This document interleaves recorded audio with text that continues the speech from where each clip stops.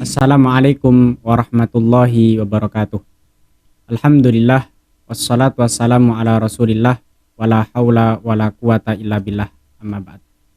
Pemirsa yang dirahmati oleh Allah, insyaallah pada kesempatan kali ini kita akan sama-sama belajar tentang adab-adab dalam Islam ketika kita mau makan dan minum. Pemirsa, agama Islam atau agama yang kita anut ini mengatur keseluruhan kehidupan kita, baik ketika bangun dari tidur sampai kemudian tidur lagi. Intinya, agama mengatur semua gerak-gerik kita untuk kemaslahatan kita bersama. Dan pada saat ini kita akan belajar tentang adab-adab makan dan minum dalam agama Islam.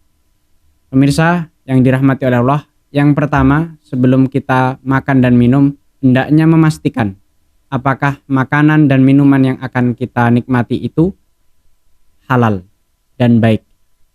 Sebab memang Allah meminta kepada kita, memerintahkan kita untuk makan dan minum yang halal serta thayyib, baik dari segi cara memperolehnya maupun baik dari segi zatnya.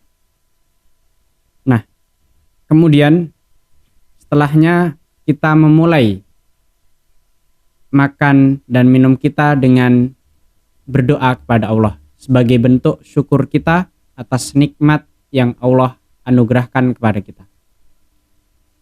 Nah, yang berikutnya, makan dan minum hendaknya dengan duduk, tidak dengan berdiri, apalagi berjalan-jalan.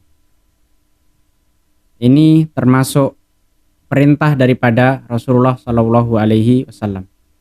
Yang ketiga, makan dan minum dengan tangan kanan kita. Sebab Rasulullah Shallallahu Alaihi Wasallam itu pernah bersabda bahwa makanlah dan minumlah dengan tangan kananmu, sebab syaitan makan dan minum dengan tangan kirinya. Yang berikutnya, makan dengan baik. Nah, makan dengan baik ini banyak adab-adab yang lain yang mengikutinya. Di antaranya tidak bersuara, tidak mengecap. Jadi tidak bersuara dan sejenisnya itu tidak boleh. Kemudian tidak sambil tiduran. Kemudian mengambil secukupnya, mengambil makanan yang paling dekat. Tidak sambil ngobrol, tidak sambil tertawa-tawa. Ini termasuk makan dengan baik. Yang kelima, sebisa mungkin menghabiskan makanan dan minuman yang kita nikmati. Karena kita harus sadar bahwa tidak semua bisa merasakan apa yang kita makan. Berapa banyak di luar sana untuk sekedar mencari sesuap nasi saja perlu perjuangan yang tidak ringan. Nah, karenanya hendaknya kita menghabiskan makanan dan minuman yang kita nikmati. Kalaulah kita tidak sedang dalam keadaan lapar, maka hendaknya kita mengambil makanan dan minuman sedikit saja, tidak usah berlebihan. Yang terakhir, ini tentu kalau kita mau menyebutkan semuanya sangat banyak adab makan dan minum. Nah, tapi ini yang sering kali kita dapati atau sering kali kita jumpai. Dan yang terakhir, menutup dengan doa. Ini sebagai bentuk rasa syukur kita kepada Allah atas limpahan nikmat berupa makan dan minum yang kita nikmati tadi.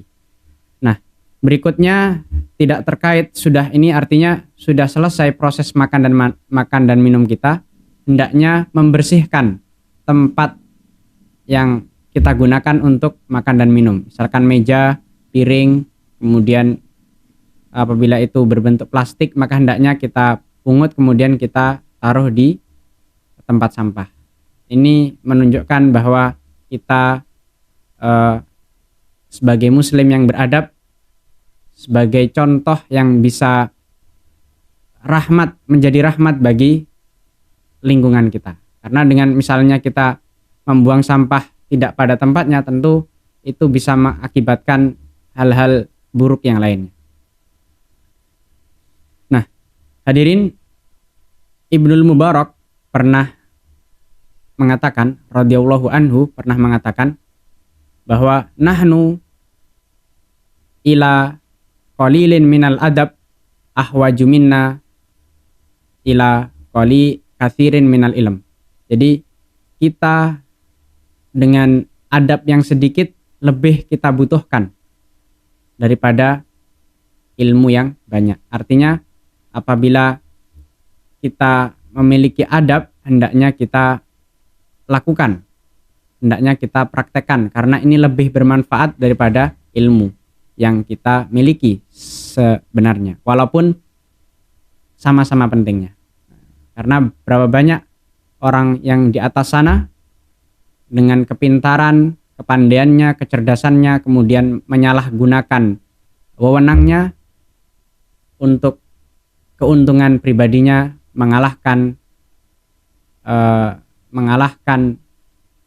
kewajiban dia, mengalahkan hal-hal yang hendaknya dia patuhi atau dia lakukan untuk orang lain. Demikian kiranya yang dapat kita pelajari pada kesempatan kali ini. Semoga sedikit demi sedikit yang kita pelajari dapat merubah kehidupan kita selangkah demi selangkah mengikuti apa yang Rasulullah SAW teladankan dalam kehidupan kita sehari-hari.